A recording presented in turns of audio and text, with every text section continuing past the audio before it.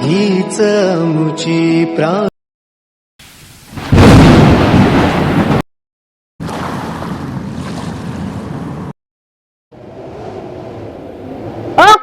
काय म्हणते तुम्ही? अगं ती बचतकडे हप्ते थकली आहे ना, ते आपण ट्रॅक्टर विकून टाकू ट्रॅक्टर विकून टाकायचा आणि ते हप्ते देऊन टाकून जाऊ आणि सरकार ते आता कुठून आहे ना काही करत तुम्ही आग लावा तिकडे मला काही गेलं नाही. ते मारून आणते मामा आवरून आणायचं काय संबंध? 18,000 पगार 12 तास राबून घ्यायचे मला माहिती का? काय 12 तास राबून घ्यायचे आणि काय 13 तास राबून घ्यायचे? तुम्हाला लाज नाही वाटली का?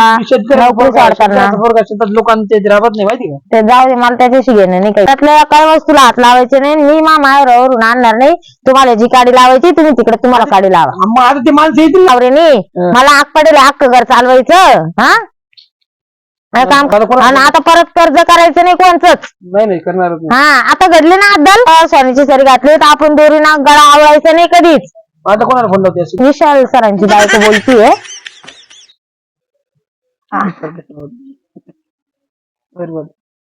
ते त्यांनी द्यायला बिघडवलं, त्याला काम सोडायला लावलं. तसं ना आता काला खंडीच्या वारनं थाकू राहिले. हा नाही सवाटला येतो राईट येतो राईट. हो हो थँक्यू सर. फोन पेला टाकता का पैसे? हो ओके थँक्यू. हो ओके थँक्यू. बरं मी काय म्हणते झालं बघ तुझ्यामुळे. हा किती वाजता म्हणले ते कामाला जायचं? 8:15 तिथं पोहोचायचं. 8:15 निघावं लागलं. हा घरातून 1 तास आधी निघायचं लवकर. आणि सुट्टी झाली का मग लागलं ओव्हर टाइमचं काम करायचं म्हणजे तुम्हाला ओव्हर टाइमचे पैसे देतील. उद्या मला 8:30 वाजता. हा चालेल ते चालेल ना आपल्याला. मग ओव्हर टाइमचे पैसे येतील तुम्हाला जास्त तर मग लवकर कट होतील पैसे. हा आणि ते जे आता 50 घेऊ राहिलो ना आपण तर ते ट्रॅक्टरला देऊन टाकू.